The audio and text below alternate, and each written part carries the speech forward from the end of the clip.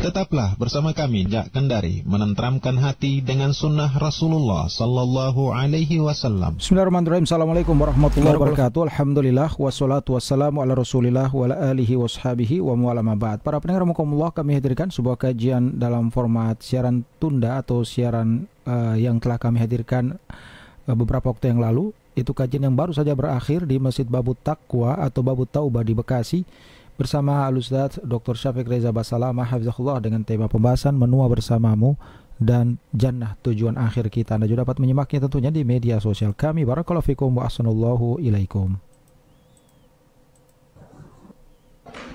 Sayyidina wa maulana Muhammadin wa ala alihi wa ashabihi ajma'in. Amma ba'd. Ada fenomena yang menyedihkan, yaitu banyaknya perceraian dan berkurangnya orang yang ingin menikah. Jadi jumlah pernikahan di negeri kita ini turun drastis dari 10 tahun terakhir ini. Kira-kira dalam tahun 2024 itu hampir 1,5 juta ada pernikahan. Yang hampir 500.000 cerai. 500.000 cerai. Padahal jumlah yang nikah sudah turun. Yang awalnya 2 juta lebih ya. Dalam setahun sekarang jadi 1,5 atau kurang dari itu. Kalau itu terjadi di Korea Selatan, wajar. Di Korea Selatan itu disebutkan dari 4 wanita hanya 1 yang ingin menikah. Bayangin, yang sekarang drakor itu menjadi apa? Menjadi tontonan anak-anak muda sekarang. Boleh jadi itu termasuk penyebab mereka jadi nggak mau nikah. Dan kebanyakan tontonan itu dusta, bohong, itu hanya acting lah.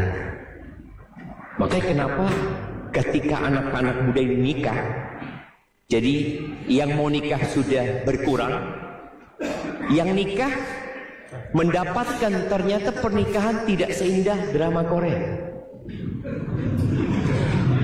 Akhirnya cerai. Jadi memang secara data hampir 500.000 yang cerai itu 60% anak-anak muda. Jadi bukan orang tua yang dulu kemudian cerai, bukan. Jadi anak-anak muda yang menikah ya. Hanya saja mereka memiliki kesiapan yang kurang. Dan di negeri kita umur pernikahan itu terus ya ditambah. Dulu umur ya anak punya bibi itu umur 12 tahun sudah nikah. Dulu jemaah. Dan orang dulu itu lulus SMP atau nggak lulus SMP sudah bisa jadi suami. Orang dulu itu jadi suami. Sekarang lulus SMA masih kecil. Iya kata orang, masih kecil, masih kecil. Dia sudah bisa nikah. Jadi kalau itu perempuan sudah bisa punya anak. Kita tahu kejadian beberapa masa yang lalu, bagaimana anak SMP, anak SD bersekongkol 4 orang memperkosa. Anak SD bisa memperkosa karena memang dia bisa nikah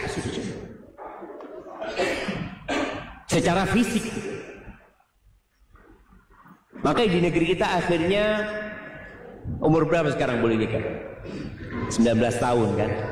Walaupun ya pemerintah masih membuka peluang, ada dispensasi kalau dia ingin menikah sebelum umur itu. Boleh jadi 10 tahun ke depan umurnya jadi 21. Boleh jadi 20 tahun ke depan umurnya jadi 23. Kenapa? Karena tingkat kematangan orang semakin mundur. Akhirnya mau nggak mau pemerintah memikir nggak bisa nih. Orang sekarang aja 19 tahun hampir setengah juta yang cerai. Berarti anak-anak itu, ya Allah, gimana zaman? Kadang-kadang kita lihat umur 40 tahun masih main game. Gimana gitu dia? 40 tahun sudah tua. Enggak Ustaz, si anak-anak. 40 tahun masih anak-anak nanti ya. Karena memang kita disuguhi dengan tontonan yang membuat otak kita jadi tumpul, yang kedewasaan kita semakin mundur. Anak ngelihat orang tua dengan nyata, anak ngelihat di pesawat sudah bapak-bapak ya, udah putih semua, main game ngelihat, ya Allah ya, gimana cucunya dia. Ini kalau kakeknya kayak gitu. Di Masjidil Haram kita selesai tawaf, sholat di belakang makam si anak-anak. Itu kan pada jemaah tawaf, jemaah umroh lagi nungguin rombongannya main game. Anak, ya Allah. Jadi boleh jadi memang ada masalah besar yang perlu dibicarakan. Semua itu berasal dari bagaimana kita memandang kehidupan ini. Kalau cara pandang kita terhadap kehidupan ini benar, insya Allah jalan hidupnya akan menemukan jalan yang benar. Dunia ini bukan tempat untuk ya yang harus orang serius menghadapi dunia ini. Dunia ini cuma sebentar. Yang harus serius kita itu akhirat. Maka Allah Azza wa Jalla mengatakan inna ja'alna ma'alal ardi zinatan linabluwahum ayyuhum ahsanu amal wa inna laja'iluna ma'alaiha sa'idan juruza. Ini ayat ada di surat Al-Kahfi yang menurut jumhur ulama disunnahkan untuk dibaca setiap hari Jumat, walaupun ada perselisihan tentang keabsahan hadis. Tapi orang tuh baca, kalau dia baca tiap Jumat nggak apa-apa untuk baca tiap. Kita diingatkan tentang hakikat kehidupan.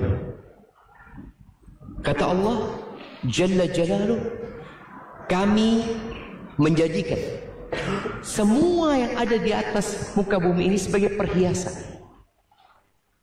Perhiasan itu nggak lama, bukan kebutuhan gitu ya. Orang kalau butuh akan terus, tapi perhiasan itu sudah. Habis gitu kalau itu kita pakai perhiasan, jam lama-kelamaan kita akan tahu. Tujuannya apa? Banyaknya perhiasan yang membuat orang terlena, ingin memilikinya, padahal nggak bisa dimiliki. Karena semua akan ditinggalkan. Kata Allah, untuk menguji siapa di antara mereka yang paling baik amalannya. Yang paling baik amalan. Makanya kalau bicara nikah, nikah itu baik apa enggak? Cerai itu enggak baik gitu. Memang cerai itu solusi ketika tidak ada solusi. Cerai itu solusi ketika tidak ada solusi. Tapi bagaimana orang-orang memilih cerai, kemudian menunda pernikahan, dan tambah lagi masalah nggak mau punya anak. Padahal perempuan penghuni surga itu yang paling subur, yang paling banyak anaknya, dia mau punya anak banyak. Ala adullukum binisaikum min ahlil jannah. Nih, jadi mak-mak ini harus berlomba-lomba juga menjadi yang terbaik. Kalian mau nggak, kata Nabi SAW, aku kasih tahu istri-istri kalau kalian calon penghuni surga. Kullu waludin wadud. Penghuni surga itu, wanita penghuni surga itu adalah yang penyayang. Kemudian walud, dia mau punya anak banyak. Idza asa'a ilaiha zawjuha, kalau suaminya berbuat jelek sama dia, atau dia menyakiti suaminya, ini perempuan penghuni surga nih ya. Dan berat ibu-ibu yang di atas. Nih perempuan disakiti sama suaminya, datang ke suaminya. Dia mengatakan, la azuku bihumdin hatta tarda. Aku nggak akan memejamkan mata sampai engkau ridho sama aku. Bapak-bapak ada istrinya yang kayak gitu? Kayaknya kita yang harus minta maaf dulu. Nah, berat minta maaf buat perempuan. Tadi, ketika kita memandang hidup ini adalah untuk menjadi yang terbaik. Oh, ternyata menjadi yang terbaik itu bagaimana kita memiliki anak yang banyak. Oh, gimana Ustaz? Urusan rizki mereka. Rizki. Tadi kita salah mandang hidup ini. Yang ngasih rizki itu kepada anak-anak kita bukan kita. Bukan. Kita kan berpikir, oh anak kerja cuma dapat sekian Ustaz. Di mana anak-anak? Orang-orang musyrikin dulu itu juga sama memandang bahwasanya anak-anak itu beban. Mereka kadang-kadang membunuh anak mereka karena kelaparan atau karena takut lapar. Allah Azza wa Jalla mengatakan, wala taqtulu auladakum khasyata imlaq. Kalian jangan membunuh anak-anak kalian karena takut kelaparan, takut ya. Nanti gimana mereka? Gimana sekolahnya? Gimana biaya hidupnya? Kata Allah Azza wa Jalla, nahnu narzuquhum wa iyyakum. Kami yang ngasih rezeki mereka. Kami yang ngasih rezeki mereka dan kalian. Kalian tuh makan rezeki dari Allah Azza wa Jalla. Lalu Allah Azza wa Jalla mengatakan, ini bumi semua akan hancur. Wa inna laja'iluna ma 'alaiha sa'idan jurusa. Kami akan menjadikan semuanya menjadi tanah tandus ya. Kalau kita ngelihat anak tadi ngelihat berangkat dari hotel ke sini, ramai gedung-gedung, pohon-pohon akan rata sama tanah. Itu dunia gitu. Maka ketika seorang memandang hidup ini dengan benar, insya Allah dia akan menjaga rumah tangganya. Kalau dikatakan sampai tua, ya insya Allah. Dan kalau bisa sampai surga, apa gunanya sampai tua?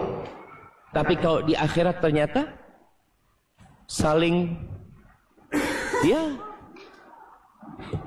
hidup cuma. Oh, baterainya habis ya.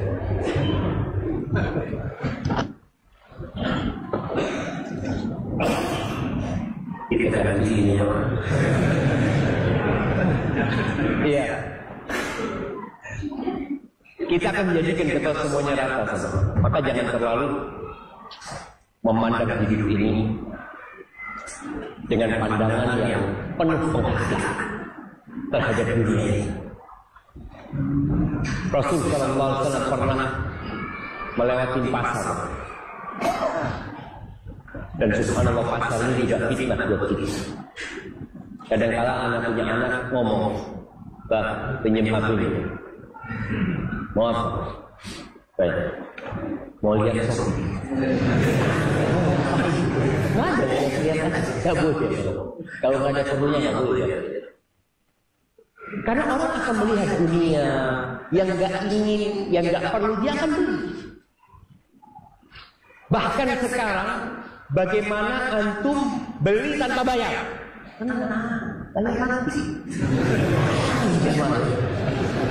Kita itu diperbudak dengan sesuatu yang sejatinya kita nggak mau.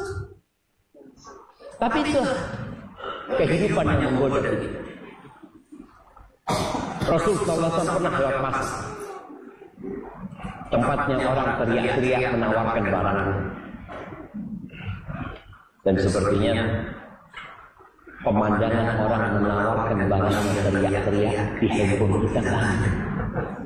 Buka teriak-teriak jualan ini jualan. Semua nawarin barang. Dan itu terjadi pas ketika orang sibuk dengan perniagaan mereka. Rasulullah SAW bersama sahabatnya melewati bangkai seekor anak kambing yang cacat. Cacat, kupingnya kecil, seharusnya panjang kupingnya, udah mati. Lalu Nabi SAW memegang telinganya seakan-akan menawarkan barang kepada para sahabat yang di pasar. Orang pada melihat Nabi. Ayyukum yuridu hadha bidirhamin. Siapa yang mau ini 1 dirham? Saya mengira Rasulullah, apa ya Rasulullah? Siapa yang mau ini gratis, mau ini jadi milik dia, ini dibawa pulang ke rumahnya. Apa kata Rasul? Ya Rasulullah, laukan hayy. Kalau dia hidup, dia itu cacat.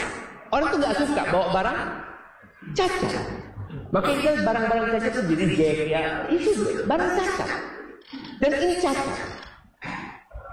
Bagaimana dia sudah bangkai? Satu mau. Lalu Nabi SAW mengatakan kepada para sahabat, "Lad dunya ahwanu 'ala Allah bi hadza 'alaikum." Dunia itu lebih hina di sisi Allah daripada bangkai anak kambing ini dalam pandangan kalian. Kalian nggak mau bawa pulang, nggak mau. Tapi kita memandang dunia sesuatu yang harus kita perjuangkan. Bahkan orang sampai bunuh-bunuhan di dunia, ribut di pengadilan, sampai mati bapak-bapaknya, turun ke anak-anaknya, belum selesai. Sengketa itu kan. Sering kita melihat. Berlebihan memandang dunia ini. Ada yang membunuh saudaranya gara-gara motor. Kita lihat ya. Yang namanya geng-geng motor ini atau namanya apa? Yang biasa ngambil motornya orang itu begal motor itu untuk sesuatu yang sangat hina dia bunuh saudara. Kenapa? Karena dia salah memandang. Ya kalau kita sudah benar memandang dunia ini, baru niat kita. Kenapa nih? Nah, antum sudah nikah. Kenapa nikah?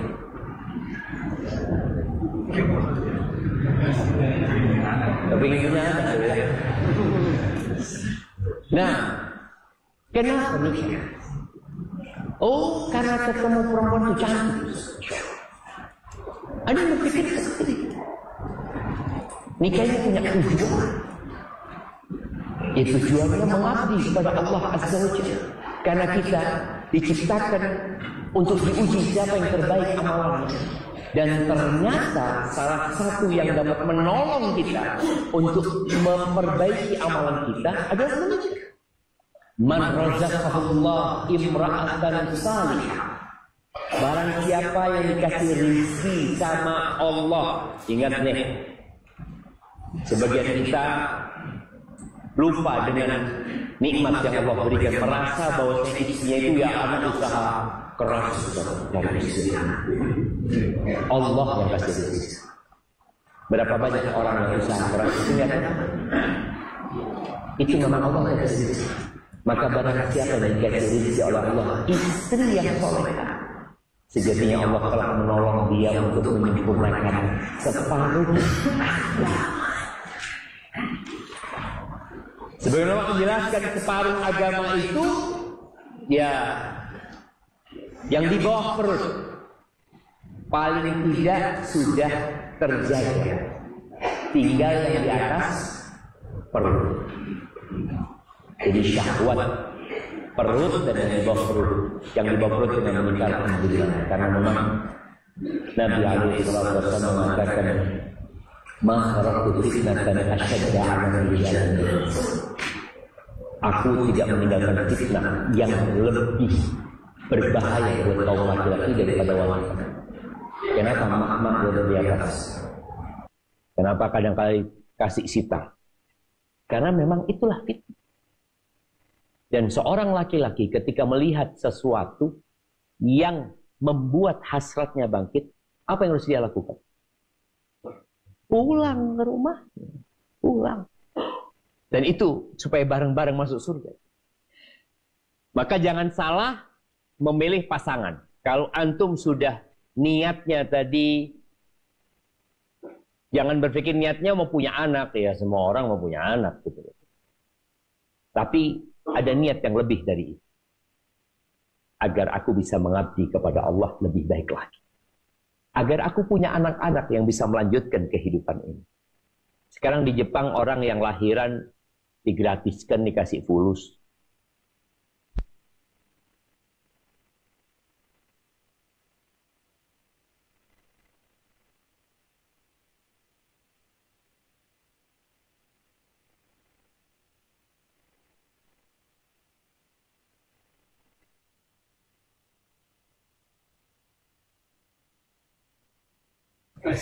Berarti ada masalah sama antum. Padahal orang yang terbaik adalah paling baik sama keluarganya tadi. Gimana ketika antum datang tas ya, ditumpuk tas itu sampai koleksi kayak toko tas. Sebagian ibu-ibu ada yang kayak gitu. Bapak-bapak kalau ingin istrinya bersama-sama masuk surga harus dibimbing, dikasih arahan. Tadi mandang hidupnya sudah benar, memilih pasangannya udah benar, udah sesuai dengan kriteria. Kemudian watawasau bil haqq watawasau bis sabr. Ada syarat utama ya untuk menua bersama pasangan hidup kita sampai ke surga. Syarat utamanya itu iman, tauhid. Jadi semua tontonan yang antum tonton tentang orang-orang non-muslim yang mereka sampai tua mungkin kita lihat di Allah romantis ya, tak akan sampai ke surga kalau mati di atas kekufuran. Kenapa? Karena kata Allah Azza wa Jalla, Inna Allah la yaghfiru an yushraka bihi wa yaghfiru ma duna dzalika liman yasha. Sesungguhnya Allah tidak mengampuni dosa untuk disekutukan dan mengampuni semua dosa selain kesyirikan bagi siapa yang Allah kehendaki. Wa may yusyrik billah faqad iftara itsman 'adzima.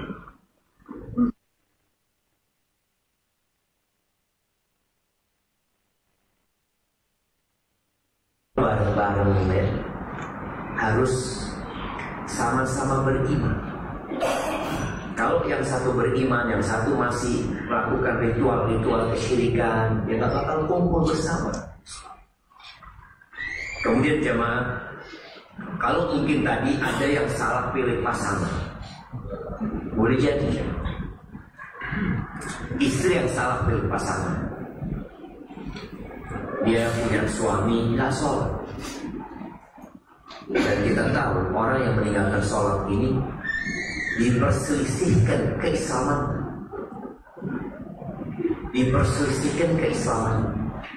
dan ingat, meninggalkan perintah dengan melanggar larangan itu lebih besar mana dosa? Kenapa? Kenapa kok lebih besar meninggalkan perintah?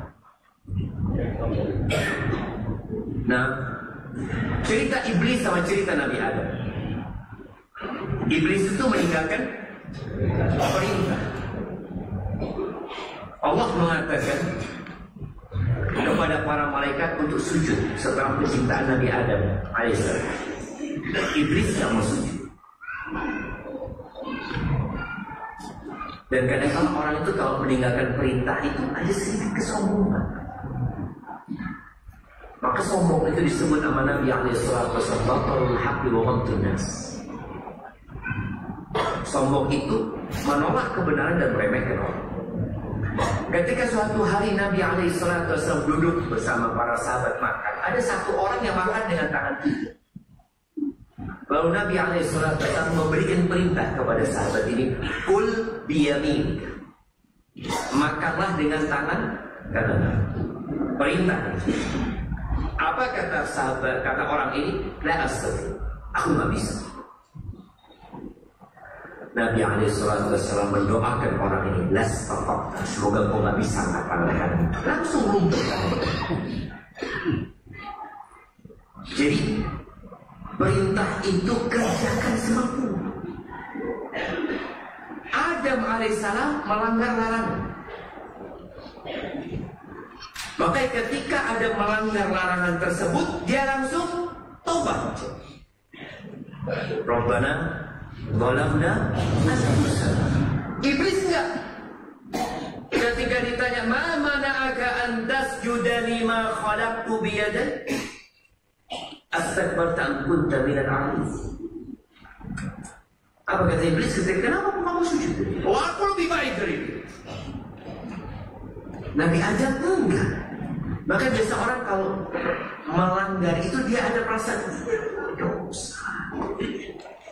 Tadi ada suami yang tidak sholat, tapi suami tidak berzina. Ada suami yang berzina tapi tetap sholat. Pilih mana?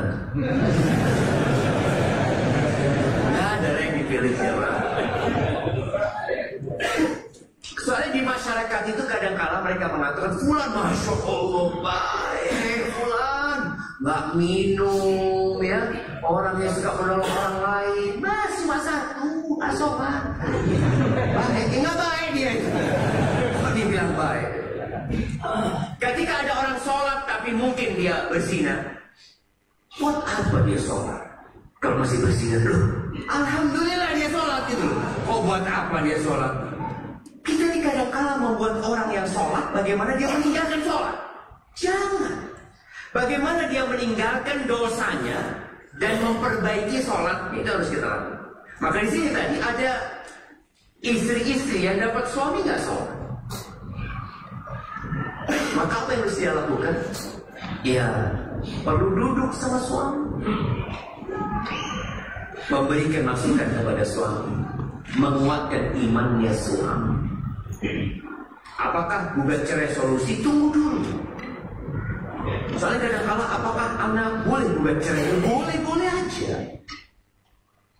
Tapi tadi perceraian itu solusi kalau sudah nggak ada solusi, diperbaiki. Subhanallah. Bagaimana cerita seorang wanita yang punya suami nggak benar, yang kasar sama dia, sholat juga nggak dia kerjakan dengan baik ya. Ini perempuan 6 tahun menghadapi suami ini. Tapi ini perempuan soleh. Dia ingin masuk surga bersama suaminya. Dia ingin anak-anaknya lebih baik. Apa yang dia lakukan? Dia terus melayani suaminya dengan baik. Dan setiap ketemu orang, dia nggak pernah ceritakan keburukan suaminya. Aib di rumahnya nggak dia bongkar.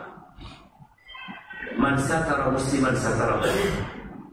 Barang siapa yang menutupi aib seorang muslim, Allah akan tutupi aib dia. Kita semua punya aib.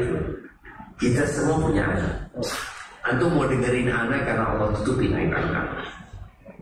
Kalau enggak, kita nggak akan bisa duduk bareng. Maka tadi, ini perempuan ditutupin aib suami.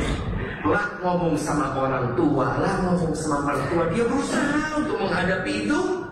Dia berdoa memohon kepada Allah dan tetap melayani suaminya dengan baik.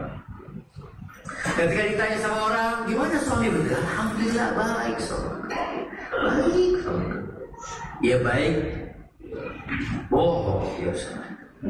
Baik suaminya dibandingkan dengan yang lebih buruk dari dia kan baik. Ya iya. Jadi tak kala seorang wanita itu memandang suaminya baik dibandingkan dengan yang lebih buruk, dia akan bersyukur. Dan subhanallah kata dia, 6 tahun aku bersama. Dia cerita setelah 18 tahun menikah. 12 tahun kemudian aku hidup. Suami itu kayak cincin di tangannya. Ya kalau mau dilepas dia lepas, mau dia pasang dia pasang. Jadi suami yang baik menghargai istri. Tapi butuh proses berapa tahun? 6 tahun. Tadi anak-anak muda yang tahu-tahu cerai karena dia nggak mau memperbaiki, dia maunya instan. Ya udah kayaknya nggak cocok sudah. Ya kalau motor antum beli motor tahu-tahu ada aibnya, antum bisa balikin. Afwan ini kok nggak enak. Kalau istri atau datang orang tua, Afwan ya ini. Atau istri balikin suaminya, nanti ya Allah nggak dalam bayangan anak ternyata dia kalau ngomong kasar. Betul. Ada orang-orang yang ketika ta'aruf jamaah, ya Allah, lisannya itu kayak kebun bunga. Ditanya, ya Allah, indah, manis, air. Ini masih ta'aruf nih. Berapa bulan ta'aruf biasanya? Hah? 3 bulan. 3 bulan ta'aruf. Hari pertama udah nikah, nggak ada lagi sayang, cinta, nggak ada lagi. Iya, itu suami. Karena dalam fase itu memang belum halal. Jadi dibayangin yang indah-indah aja. Ketika sudah nikah, kadang-kadang dia lupa. Muncul karakter aslinya. Maka tolong tadi kalau memang engkau kemudian salah memilih pasangan hidupmu, jangan kemudian berpikir untuk cerai. Enggak. Ingat, semua perempuan, semua laki-laki itu dia punya kekurangan. Dan kalau antum mama ini juga, kalau ditanya ya sama ada akhwat yang curhat sama ibu-ibu, suamiku kayak gini, kayak gini, kayak gini. Apa kata ibu-ibu? Kalau aku sudah bukan cerai. Astagfirullah. Ini setan ini. Setan gitu loh. Ini curhat, tolong bagaimana dia tidak bercerai. Itu tugasnya. Katakan kepada dia, oh suamimu kayak gitu. Ada yang lebih parah dari suami. Ada. Dan alhamdulillah ya, suamimu sebutkan kebaikan suami. Dan kadang-kadang memang istri ini perlu ditanya, suruh duduk. Coba sebutkan kebaikan suami. Apa sih ya? Dia kalau serius banyak lah kebaikan. Bapak-bapak ini walaupun jelek-jeleknya ada. Ya kita ini laki-laki walaupun banyak kekurangan, tapi ada lah kebaikannya. Ada, walaupun sedikit. Ya Masya Allah. Antum lihat ya, yang namanya madu, yang namanya lebah. Perempuan itu jadilah lebah. Kemana dia pergi? Dia melewati banyak tempat-tempat kotor. Dia nggak berhenti. Dia nggak berhenti di situ. Dia akan berhenti di tempat yang wangi, yang indah. Di situ dia berhenti dan dia tidak merusak. Dia ambil yang terbaik, dia bawa pulang. Jangan jadi lalat. Lalat itu kalau ketemu bunga turun dia. Dia lihat, kalau bunga dia jijik. Dia akan datang ke tempat-tempat luka, tempat-tempat borok. Jangan. Dalam kehidupan rumah tangga sama nih laki-laki. Engkau juga jangan jadi lalat yang hanya berada di tempat-tempat yang kotor dan menjijikkan. Enggak. Istri punya kekurangan, iyalah, dia bukan bidadari. Dan antum bukan sok malaikat. Alhamdulillah sok pertama bersusah.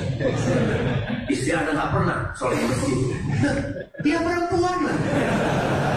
Kalau istri antum sholat di masjid sok pertama, bahaya nanti. Dan subhanallah, ini Rasul SAW mengatakan, kalau engkau tadi ingin sampai tua bersama istrimu, la yafraq mu'minun mu'min. Gak boleh suami yang beriman itu membenci istri yang beriman, gak boleh. In kariha minha khuluqan radiya minha amr. Waduh, ada insyaallah. Belum kan? Udah masuk? InsyaAllah. Anak-anak lanjutkan hadis ini dulu. Kata Nabi SAW, kalau ada akhlak buruk yang dia tidak sukai, ada karakter buruk di istri yang dia nggak sukai, kadang-kadang karakter itu bawaan lahir. Ada istri nggak suka mandi. Ada, jadi kalau nyuruh mandi istri ini kita harus ngasih nasihat setengah jam ya, faedah mandi ya mandi kan. Ada orangnya sudah, tapi kan ada akhlak baik yang lainnya gitu.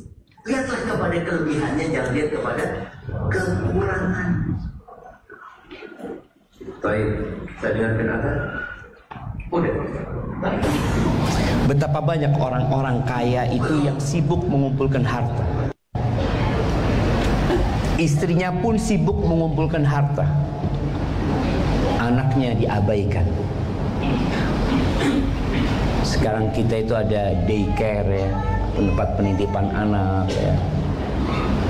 Ketika memang harus seperti itu, maka orang tua harus lebih soleh untuk menitipkan anaknya kepada siapa? Allah Azza wa Jalla.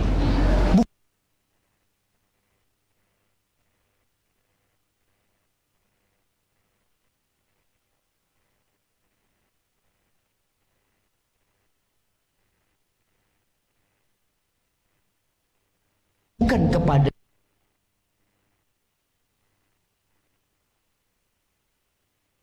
dua-duanya kekal dan abadi. Satu namanya jannah, surga Allah Azza wa Jalla, khalidina fiha abada, kekal selama-lamanya di sana.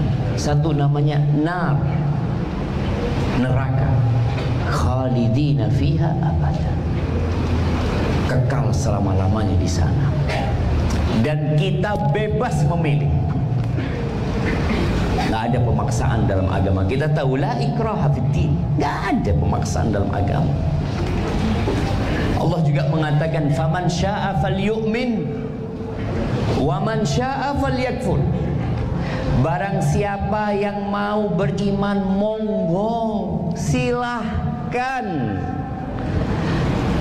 Wa man syaa'a falyakfur. Dan barang siapa yang mau kafir, silahkan kafir. Allah tidak butuh dengan ibadah kita, jemaah. Tapi semua akan mendapatkan konsekuensinya atas pilihan hidup dia. Dan kalau kita benar ingin masuk surga Allah Azza wa Jalla, berat lu masuk surga itu. Mau enak aja harus meninggalkan Purwokerto. Iya mas, itu cuma keenakan. Apa sih jemaah enaknya hidup di Cikarang? Anak kepingin tahu. Kok antum nggak mau balik? Nah, siapa yang mau jelaskan sama antum? Apa enaknya hidup di Cikarang? Kasih mic yang mau jelasin. Yang udah 20 tahun di Cikarang. 20 tahun di Cikarang, kasihkan ke beliau. Waalaikumsalam warahmatullahi wabarakatuh. Kayaknya mic-nya dijauhin dikit. Pertama, hidup di Cikarang lebih mudah untuk mendapat pekerjaan. Fulus. Yang kedua, hidup di Cikarang kita lebih banyak berinteraksi dengan berbagai macam suku. Dan yang ketiga, alhamdulillah Ustaz, saya mendapatkan istri asli orang Cikarang. Nemu di Cikarang istrinya. Makanya nggak mau balik kan tuh, jazakallah. Ada 3. Fulus, harta, wanita, terus bisa berinteraksi dengan berbagai macam suku. Tapi apa yang antum korbankan untuk mendapatkan itu? Apa yang dikorbankan untuk mendapatkan harta wanita tadi? Orang tua dikorbankan, kerabat dikorbankan, kampung halaman yang orang itu sebenarnya cinta sama kampung halamannya, tempat dia lahir besar, dia korbankan semua jamaah. Dan itu yang harus dilakukan seorang kalau ingin mendapatkan kenikmatan. Harus ada yang dikorbankan memang jamaah. Sebagian kita mau nikmat tapi nggak mau berkorban. Kira-kira surga Allah itu dibandingkan dengan Cikarang ini seperti apa jamaah? Yang antum mau meninggalkan negeri antum, meninggalkan kedua orang tua ya, yang terkadang terakhir dengar bapak meninggal baru balik, ibu meninggal baru balik, kerabat meninggal baru balik, nanti balik lagi ke Cikarang. Sekedar ucapkan selamat tinggal kepada orang-orang yang sebenarnya kita cintai jamaah. Ahibati fillah, Surga itu, antum tahulah semua surga. Kita sejak kecil diajarin tentang surga. Mau apa, tinggal minta. Kalau di dunia antum mau apa, tinggal minta. Kerja pun belum tentu mendapatkan apa yang diinginkan. Kerja. Ada yang bertahun-tahun kerja di Cikarang, kepingin dia punya mobil, tapi sampai mati nggak punya mobil. Sedangkan di surga Allah Azza wa Jalla, Allah mengatakan fiha ma tashtahihil anfus wa antum fiha khalidun. Fiha ma tashtahihil anfus. Di surga itu ada semua yang diinginkan oleh jiwa. Apa aja yang antum inginkan, Allah kasih. Sampai datang seorang sahabat yang mengatakan, ya Rasulullah, afil jannati faras. Rasulullah, di surga ada nggak kuda? Ada nggak kuda? Ini sahabat cinta banget sama kuda.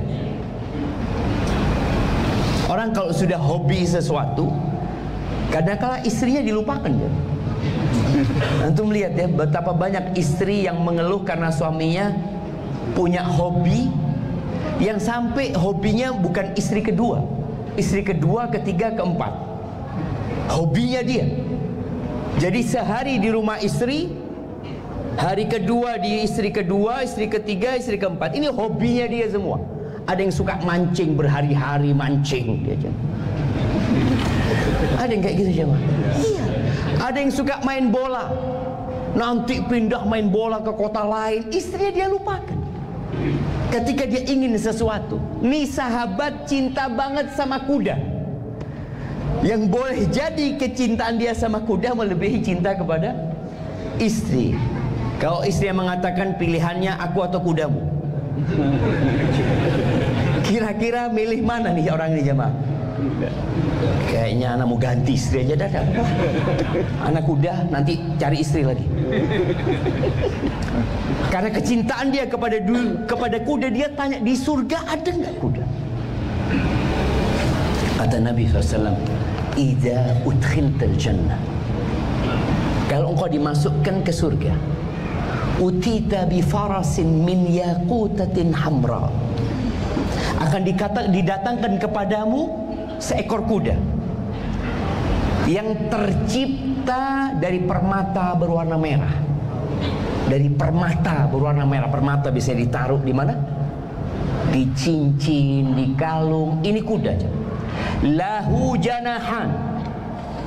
Laha janahani. Dia punya dua sayap. Yatiru bika haitsu tasha. Engkau akan terbang sama dia kemanapun kau berada. Seperti itu surga jemaah. Di dunia orang mikir bikin mobil terbang ya. Akhirnya mereka bikin pesawat. Tapi ternyata pesawat nggak bisa landing di rumah antum.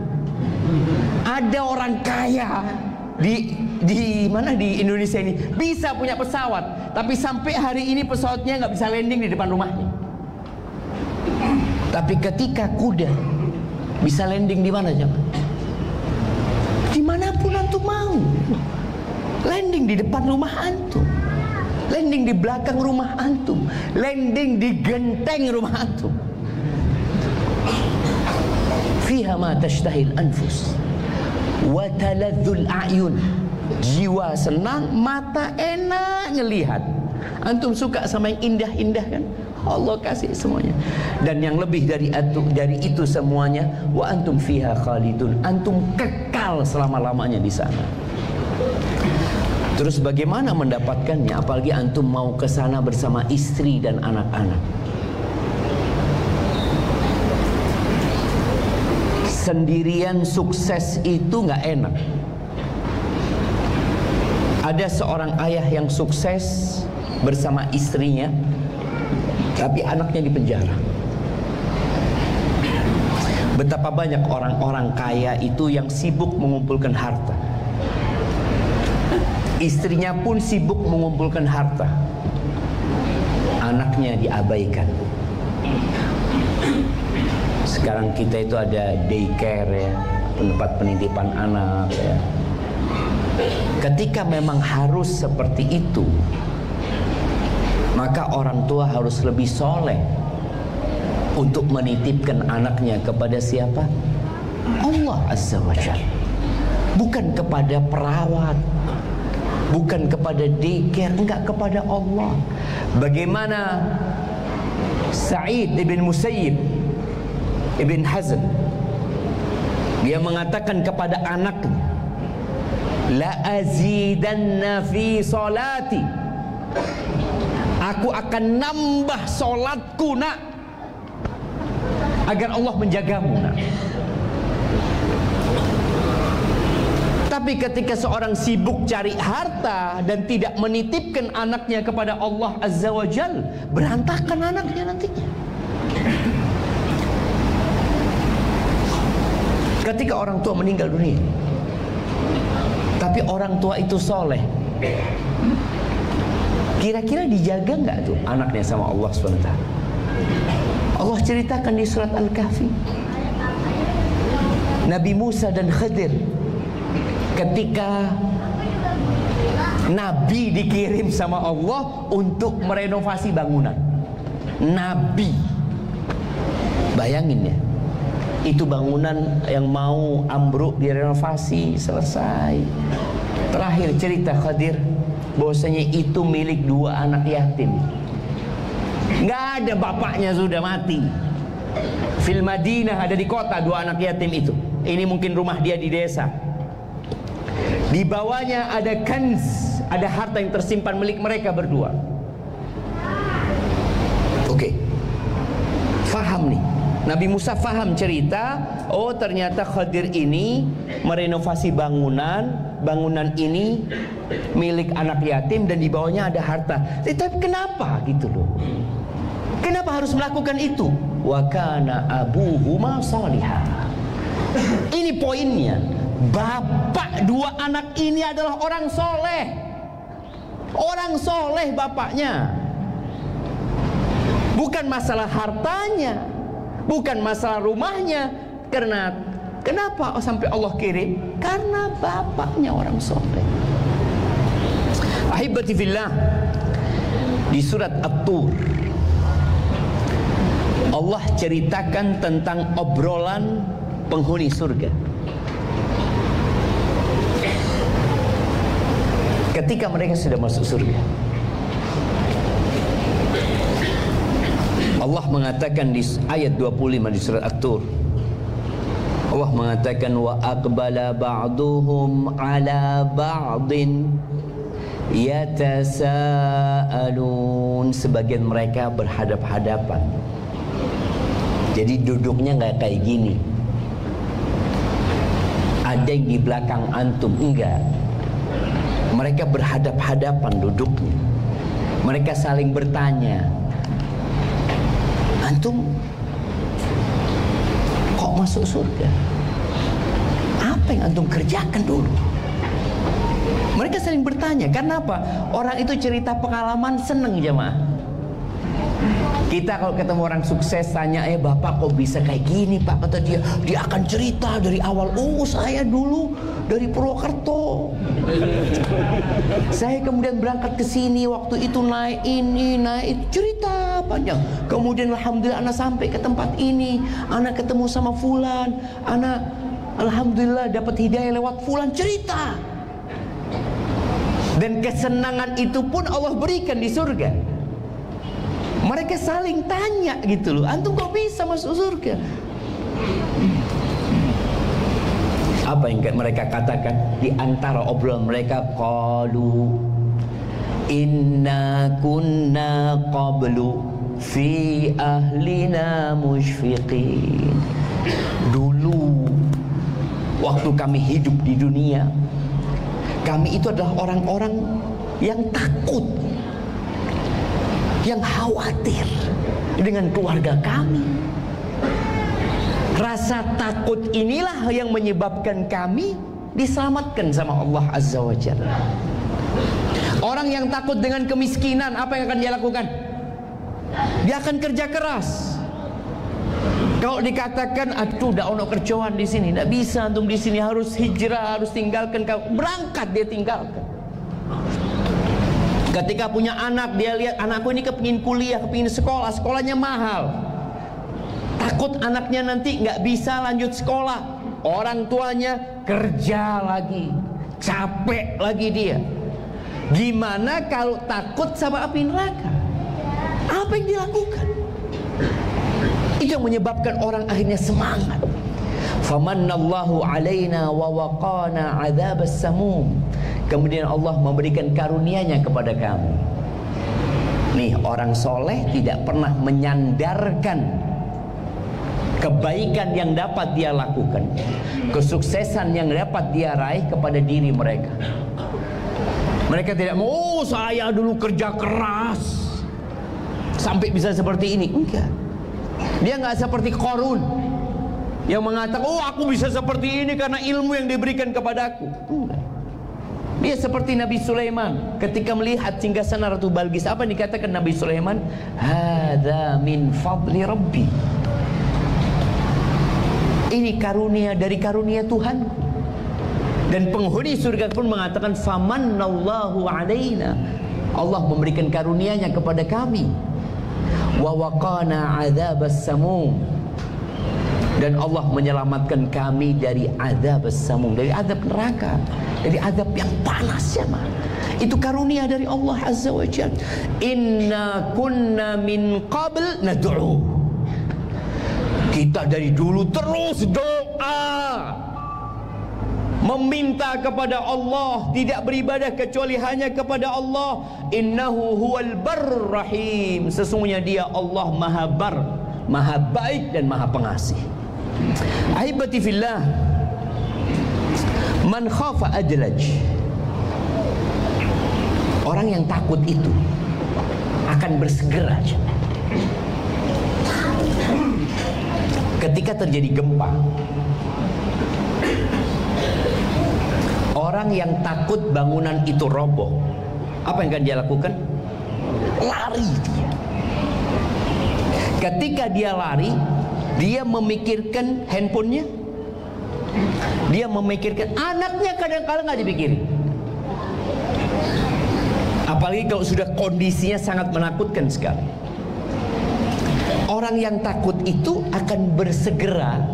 Kalau dulu ketika ada pasukan yang hendak menyerang sebuah kampung umpamanya, orang yang takut itu akan bersegera pergi, meninggalkan tempat itu. Waman adlaj balagal manzil. Barang siapa yang bersegera di awal malam dia sudah meninggalkan tempat itu, dia akan sampai ke tempat persinggahan, tempat yang akan menyelamatkan dia. Ala inna sil'atallahi ghaliyah. Kata Nabi SAW, barang yang Allah tawarkan kepada kalian itu mahal, tidak murah.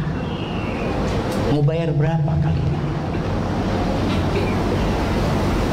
Mau bayar berapa? Orang kalau ingin hidup nyaman, jamaah, di sebuah tempat yang strategis, yang aman, yang tentram. Sebagian perumahan itu 1 meternya 200 juta 1 meter. Kalau antum mau bikin kuburan berapa juta? 1 kali 2 meter 400 juta aja.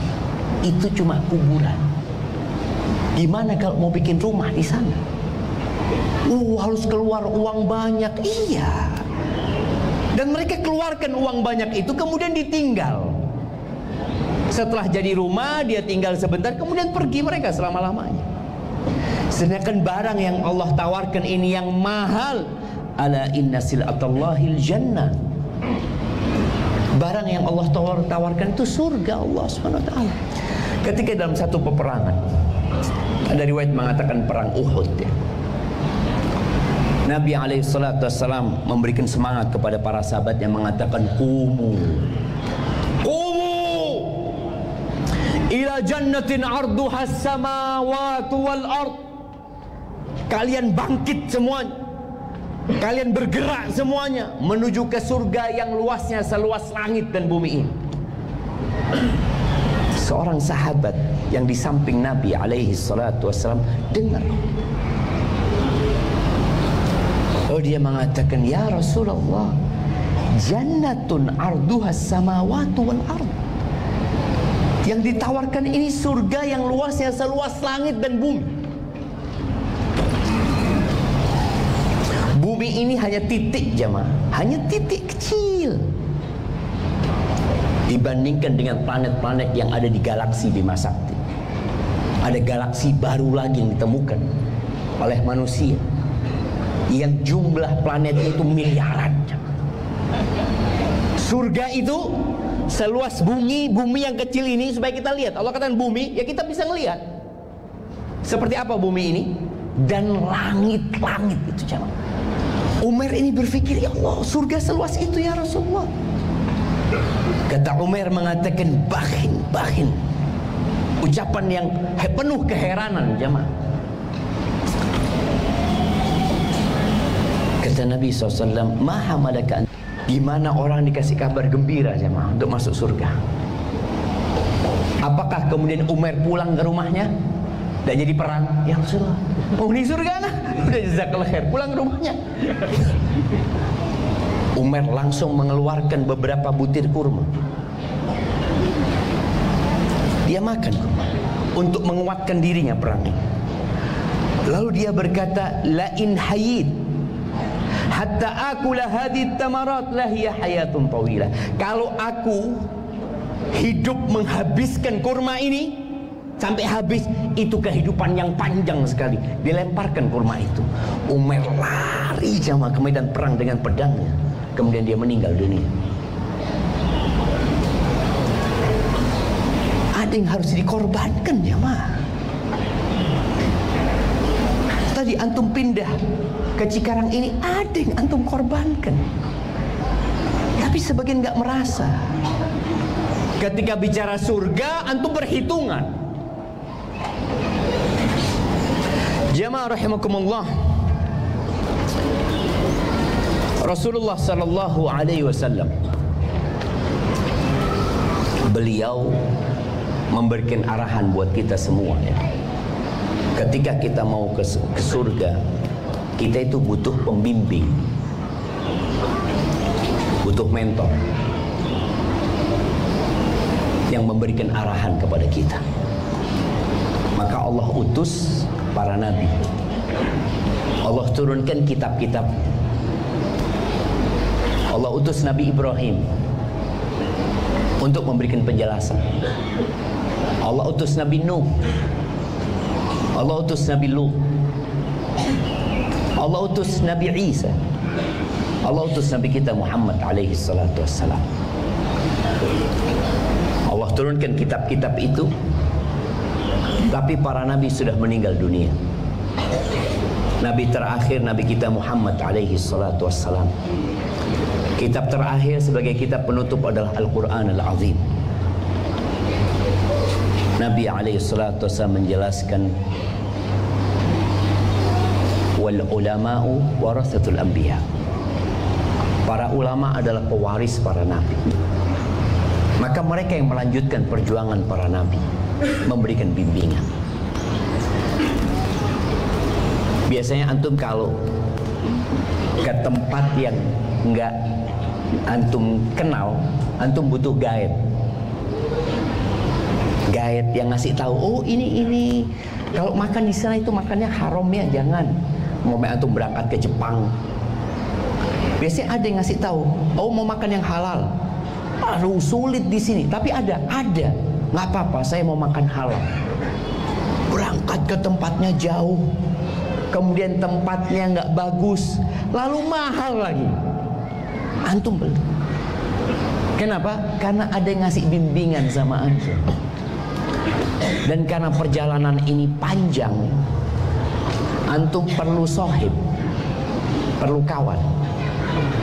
Dan kawan dalam kehidupan ini boleh jadi orang tua antum, boleh jadi anak antum, dan boleh jadi istri antum, atau suami buat para istri. Tapi ternyata ada pasangan hidup yang tidak mau diajak bersama ke surga Allah Azza wa Jalla. Seperti siapa? Istrinya Nabi Nuh. Nabi Nuh itu 950 tahun berdakwah dan istrinya nggak beriman. Sebagian kita mungkin mendapati seperti itu. Nabi Lut alaihissalam sama juga istri. Tapi sebaliknya ada yang istrinya beriman, tapi suaminya nggak mau. Siapa contohnya? Istrinya Fir'aun. Istrinya Fir'aun. Allahu Akbar jemaah. Buat para akhwat ya, yang punya suami seperti Fir'aun. Adakah suami yang kayak Fir'aun jemaah? Insya Allah nggak ada sekarang. Anak kemarin membaca sebuah fatwa yang sampai hari ini anak kebayang bahwa saya banyak pertanyaan yang anak jawab kayaknya anak salah jawab. Seorang perempuan ini telepon di salah satu televisi. Dia mengatakan, Syekh, ana seorang istri punya anak 5. Suami ana peminum, minum khamr. Suami ana sudah nggak sholat macam-macam. Apa yang harus ana lakukan, Syekh? Subhanallah ya. Yang jawab ini umurnya sudah 84 tahun, Syekh. Artinya sudah punya pengalaman hidup yang panjang sekali. Syekh itu tanya, keluargamu ada? Nggak ada, Syekh. Aku dari desa, sedang ini di kota, jauh tempat gue. Taib. Kalau engkau bercerai, ada yang bisa memberi makan buat engkau dan anak-anakmu? Kayaknya nggak ada, Syekh. Tadi. Akhirnya tanya, Syekh ini berkaitan dengan kehidupan dia kalau berpisah. Setelah panjang pertanyaan itu, Syekh itu mengatakan, engkau jangan cerai. Syekh, suamiku ini, kata dia, udah peminum dan tadi malam, iya, cerita tadi malam, Syekh, dia itu masuk rumah ketika aku sedang sholat malam dan aku baca Quran. Itu sama suamiku Qurannya diambil, dirobek, dibuang ke kamar mandi. Mabuk suaminya. Kata Syekh, iya, jangan cerai. Kenapa, Syekh? Kata dia, kalau engkau cerai akan ada 6 pemabuk nantinya. Akan ada 6 pemabuk. Kalau engkau pulang, anak-anaknya hidup sama bapaknya, akan ada 6 pemabuk, kata Syekh. Kata Syekh, bertahanlah engkau, kata dia. Bertahanlah sampai engkau berdoa mohon sama Allah, perbaiki suamimu, kata dia. Perbaiki suamimu, kata dia. Setahun kemudian, Syekh ini lagi live, ada yang telepon. Perempuan ingat, Syekh Arafti nih, kata dia, engkau masih ingat sama aku, kata dia. Nggak, aku lupa, kata engkau siapa, kata dia. Syekh, ana dulu yang pernah telepon sama engkau, Syekh. Oh, suamiku peminum ya, yang dia sempat merobek Quran, kata dia. Engkau katakan aku jangan pisah, kata dia. Iya, kata dia. Basyiri, ini gimana kondisi suamimu sekarang? Alhamdulillah, Syekh, suamiku sekarang yang buka pintu masjid kalau sholat subuh. Gak pernah dia tinggalkan sholat berjamaah. Jadi memang ada perjuangan jamaah yang perlu dilakukan. Iya, Nabi SAW memberikan arahan kepada kita, ketika engkau hendak masuk surga bersama keluargamu, maka jangan salah pilih pasangan hidup. Itu di awal ketika kita hendak menikah. Tapi kadangkala kita ini dapat hidayahnya setelah nikah. Bukan bicara milih. Sekarang anak sudah punya anak dan istri anak nggak mau diajak bertakwa kepada Allah. Atau sebagian wanita mengatakan suami anak nggak mau diajak hijrah. Apa yang perlu dilakukan? Perlu bersabar. proses kadangkala perlu dilakukan. Namun pada saatnya boleh jadi perceraian menjadi solusi. Nabi kita Muhammad alaihi salatu wassalam di surat Al-Ahzab ayat 28-29, ayat ini kira-kira turunnya di tahun ke-9 Hijriah. Kalau perang Ahzabnya itu tahun ke-5. Di tahun ke-9 Hijriah, Nabi SAW melihat istri-istri beliau itu sudah beda visi dan misi. Banyak tuntutan. Siapa yang istrinya banyak tuntutan, jamaah? Minta ini, minta itu.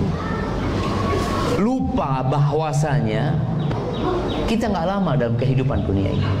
Abu Darda ya, pernah istrinya itu ngomong sama suaminya. Abu Darda ini ada di Syam, dekat sama Khilafah Umayyah pada waktu itu, khalifahnya Muawiyah. Ngomong sama suaminya, "Bang, kok nggak minta sama khalifah sebagaimana fulan minta ya untuk memperbaiki taraf hidupnya." Dan bagi para jamaah yang mak-mak juga, kalau engkau ingin hidup menderita dan merana, bandingkan hidupmu dengan orang lain. Bandingkan suamimu dengan suami orang. Bandingkan anak-anakmu dengan anak orang. Itu awal dari penderitaan. Allah bedakan kita sama mereka. Maka jangan membandingkan dirimu sama mereka. Kalau harus membandingkan, bandingkan dengan yang di bawah. Apa kata Abu Darda mengatakan kepada istrinya, "Ya Ummat Darda, inna amamana atau inna baina aidina aqabatan kauda." Di depan kita ini ada jalan terjal yang kecil dan bahaya. Nggak bisa melewatinya kecuali yang bawaannya sedikit. Kalau banyak bawaanmu takut nggak bisa kita lewat. Kembali kepada cerita Nabi SAW di tahun ke-9 Hijriah, ketika umat Islam mulai enak hidup. Umat Islam itu mulai merasakan kenyamanan itu setelah penaklukan Khaybar di tahun ke-7 Hijriah. Sebelum itu Nabi sudah pernah mengatakan kepada para sahabatnya, "Wallah," kata Nabi SAW, "mal faqra akhsha alaikum." Demi Allah, aku tidak takut kalian ditimpa kefakiran. Aku nggak takut. Nabi menyebutkan harta itu akan disiramkan kepada kalian nanti. Dan sebagian kita sudah merasakan itu. Ini istri-istrinya melihat sahabat-sahabat hidupnya mulai enak ini itu. Kok mereka sebagai istri Nabi nggak bisa merasakan itu? Ya banyak tuntutan. Akhirnya Nabi SAW mengilat mereka. Beliau bersumpah tidak mau mendekati mereka selama 1 bulan. Jadi suami itu kalau mendidik dan mengajak istrinya ke surga, yang nggak mau diajak dengan cara mau'idhah hasanah. Mau'idhah hasanah, kasih nasihat. Kalau nggak mau dikasih nasihat, apa tahapan selanjutnya? Apa jamaah? Kalau istri nggak mau dikasih nasihat, apa? Pisah ranjang gantinya. Pisah ranjang. Jadi kalau suami ngasih nasihat istrinya nggak mau, tapi dihubungin sama suaminya, udah sulit kasih nasihat. Karena sang istri beranggapan, oh engkau butuh sama aku. Nabi SAW bersumpah tidak menjamah istrinya selama 1 bulan. Semua istri. Jangan antum berpikir, Ustaz, iya anak istrinya cuma 1. Kalau yang ini anak pisah ranjang, anak kemana lagi larinya? Ini Nabi SAW semuanya ditinggal. Beliau tinggal di sebuah gubuk, ya, ada rumah di kebun selama 1 bulan. Sampai tersebar berita Nabi SAW menceraikan istri-istri. Karena Nabi gak pulang ke rumah ini sudah. Dari situ ke masjid, balik ke situ, gak ada ke rumah istrinya. Setelah 1 bulan Nabi balik menjumpai istri-istrinya. Pada waktu itu 29 hari. Aisyah tanya, ya Rasulullah, engkau bersumpah 1 bulan? Iya, kata Nabi SAW, bulan itu seperti ini, seperti ini, seperti ini, dan bulan itu seperti ini, seperti ini, seperti ini. Bulan itu 30 hari atau 29 hari. Akhirnya turun firman Allah di surat Al-Ahzab ayat 28-29. Anak bacakan, kemudian kita masuk ke sesi tanya jawab. Allah mengatakan, ya ayyuhan nabi, wahai nabi, qul li azwajika, katakan kepada istri-istrimu. Nabi tidak mengumpulkan mereka semua. Kenapa? Ada nasihat yang gak bisa di depan umum, nasihat personal. Sendiri datang ke rumahnya Aisyah. Yang pertama dibacakan ayat ini Aisyah. Qul li azwajika, katakan kepada istri-istrimu, in kuntunna turidnal hayatad dunya wa zinataha, kalau ambisi kalian adalah kehidupan dunia, perhiasan dunia, kemewahan, ketentraman, kedamaian dunia, fata'alaina umatti'kunna wa usarrihkunna sarahan jamila. Kalau itu yang kalian inginkan, ya kemari kalian, kita selesaikan urusannya. Aku kasih pesangon buat kalian, aku berikan harta kepada kalian, kemudian aku akan ceraikan kalian dengan perceraian yang indah. Kita nggak mungkin jalan bareng. Yang satu mau ke akhirat, yang satu mau ke dunia. Nggak mungkin. Dunia ini jembatan ke akhirat. Wa in kuntunna turidna Allah wa rasulahu wad daral akhirah, kalau ambisi kalian adalah Allah, pemilik langit dan bumi ini, wa rasulahu, dan rasulnya, wad daral akhirah, dan kehidupan akhirat, fa innallaha a'adda lil muhsinati minkunna ajran 'azima, sesungguhnya Allah menyediakan bagi orang-orang yang berbuat baik di antara kalian pahala yang besar sekali. Maka jamaah rahimakumullah, kalau ingin ke surga bareng harus menyamakan visi dan misi, dan harus sabar. Nabi sabar 9 tahun jamaah. Walaupun pada akhirnya Nabi memberikan pilihan kepada mereka, dan semua istri-istri Nabi memilih akhirat, memilih Allah dan Rasulnya. Hadza wallahu a'lam bissawab. Mungkin kita masuk ke sesi tanya jawab. Nah, ada pertanyaan yang sudah masuk? Antum bacain, fadhil.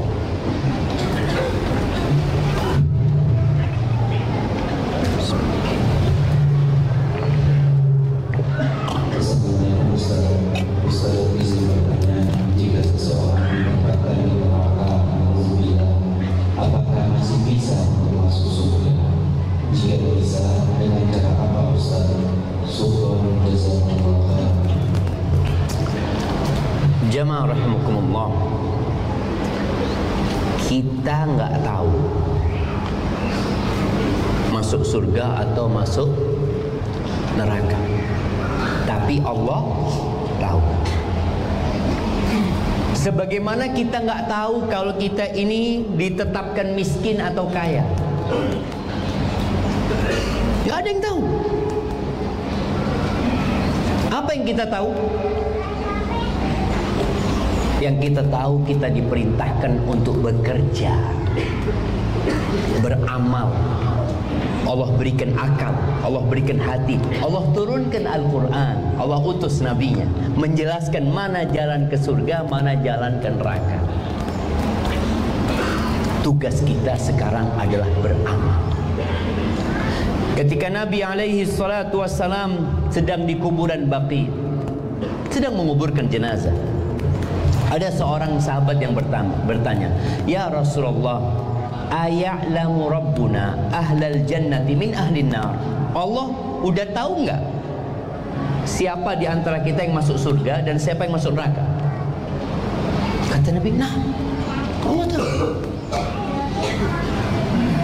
Terus sahabat bertanya, fafimal amal? Terus dalam rangka apa kita suruh beramal kalau Allah udah tahu? Apa kata Nabi SAW? I'malu fakullun muyassarun lima khuliqa lahu. Kalian tugasnya beramal, bukan mikir. Kira-kira kalau orang miskin ngomong, kayaknya anak ditakdirkan miskin kayaknya, sudah. Ada yang berpikir seperti itu? Nggak ada. Dia ngomong, ya harus kerjalah, berusaha. Siapa tahu? Itu kita nggak tahu. Maka berapa banyak orang yang dulunya miskin di kampungnya terus jadi kaya. Semua akan dimudahkan sesuai dengan yang dia diciptakan untuk apa. Dan yang dapat merubah takdir itulah doa. Minta sama Allah Azza wa Jalla. Buat apa kita doa Rabbana atina fid dunya hasanah wa fil akhirati hasanah wa qina adzabannar. Kita disuruh doa, minta sama Allah. Itu yang perlu kita lakukan. Berdoa, memohon kepada Allah, berusaha. Dan kesempurnaan manusia itu dengan dua hal. Dengan ilmu dia belajar, dia jadi faham. Yang kedua, dengan semangat untuk beramal. Karena ada orang yang berilmu tapi malas beramal. Ada orang yang beramal tanpa ilmu, ya akhirnya tidak sampai ke tempat tujuan. Hadza wallahu a'lam bissawab. Assalamualaikum. Semoga Allah senantiasa menjaga Ustaz dan keluarga, dan semoga ibunda Ustaz yang wafat diberikan rahmat Allah, dan kelak Ustaz dan beliau dikumpulkan di surga. Allahumma amin. Jazakumullah khair. Ustaz, berikan nasihat ketika datang masa takut akan kematian, karena saat ini Allah sedang menguji anak sakit kanker. Syukran wa jazakumullah khair.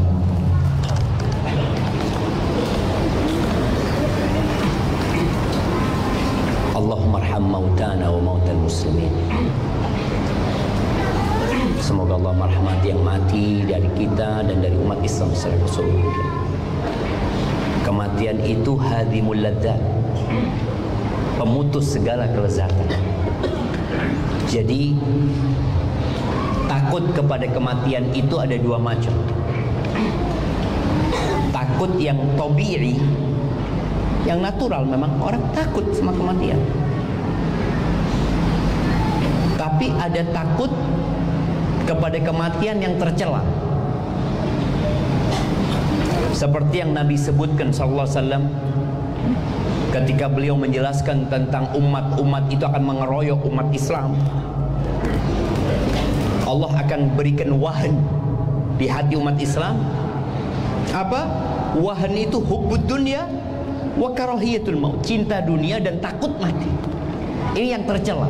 Tapi kalau takut mati, orang akhirnya ketika jalan itu pakai seat belt, ya. Kemudian dia ketika sakit berobat, nggak ada masalah. Itu hal yang wajar. Cuma yang perlu difahami oleh semua manusia ini, penyakit itu tidak menjadi penyebab kematian. Yang menyebabkan orang mati adalah dicabutnya nyawa. Yang menjadikan orang mati itu karena waktunya sudah habis dan rizkinya sudah selesai. Maka itu melihat, kalau bicara dia sakit kanker takut mati, loh, mati ini ada orang sehat di lapangan bola mati. Di lapangan bola. Berapa banyak bayi yang baru lahir, yang orang tuanya sudah membelikan perlengkapan dia, ternyata bayi itu nggak pernah nyampe rumah, jemaah.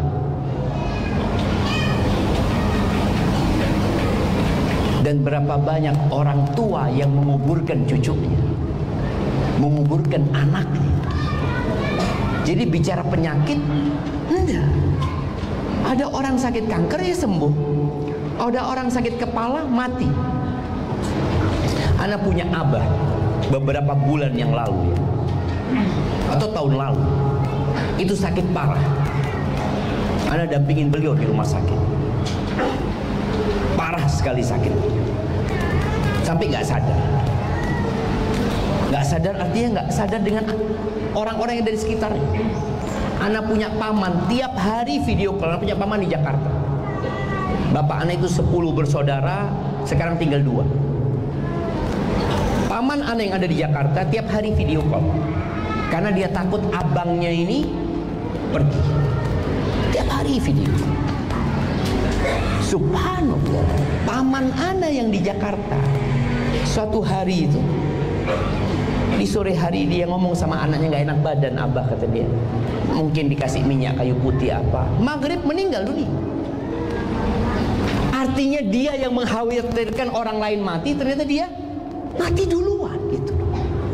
Maka ketika seorang ingat dengan mati, insya Allah itu akan memotivasi dia untuk beramal, segera bertaubat dan qanaah dengan kehidupan dunia ini. Maka jadikan penyakit itu penghapus dosa, pengangkat derajat, dan persiapan. Karena ada orang yang mati mendadak, belum punya persiapan. Ketika orang sakit, biasanya dia mulai ingat sama Allah Azza wa Jalla, dia mulai baca Al-Quran.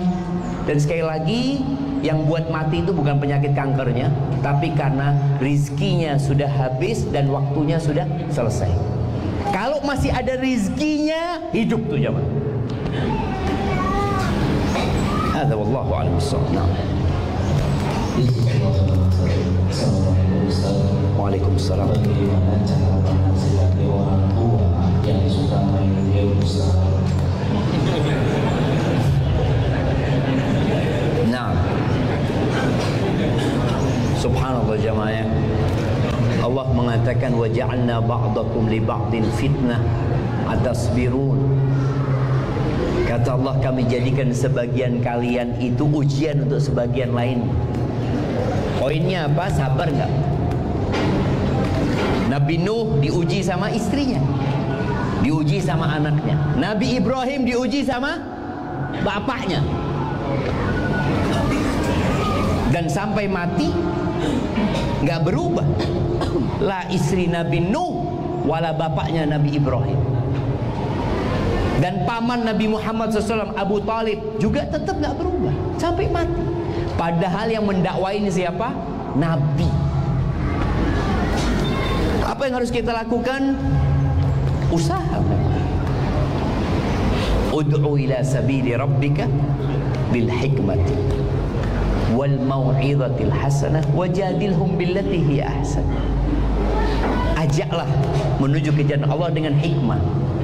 Seorang anak ketika ngasih orang tua, ngasih tahu orang tuanya beda dengan orang tua ngasih tahu anak. Orang tua ngelihat anaknya main game, dia bisa ambil handphonenya karena dia punya kuasa. Tapi seorang anak ngelihat bapaknya main handphone waktu adzan, bisa nggak dia ngomong, sini ya, masjid? Nggak bisa. Beda posisi. Suami istri sama.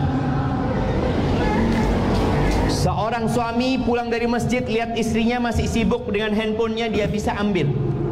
Ayolah, waktunya sholat. Tapi seorang istri pulang dari pasar ngelihat suaminya main game, sudah adzan, bisa nggak istri mengatakan, ayo masjid? Berantem jadinya. Hikmah itu meletakkan sesuatu di tempatnya. Engkau sebagai seorang anak mohon. Kalau engkau tidak bisa memohon dengan lisanmu, karena banyak orang tua kalau anaknya menyampaikan sesuatu, wes, sudah. Maka tulislah surat kepada orang tua. Dulu jarang orang bisa baca, tapi sekarang insya Allah semua sudah bisa baca. Tulis surat. Yang pertama ucapan terima kasih kepada ayah. Yang kedua permintaan maaf kepada ayah. Yang ketiga permohonan kepada ayah. Itu mungkin bisa dilakukan sambil didoakan orang tuanya. Karena game ini membuat orang candu. Kecanduan dia. Ada orang yang main game itu sampai di kamar mandi.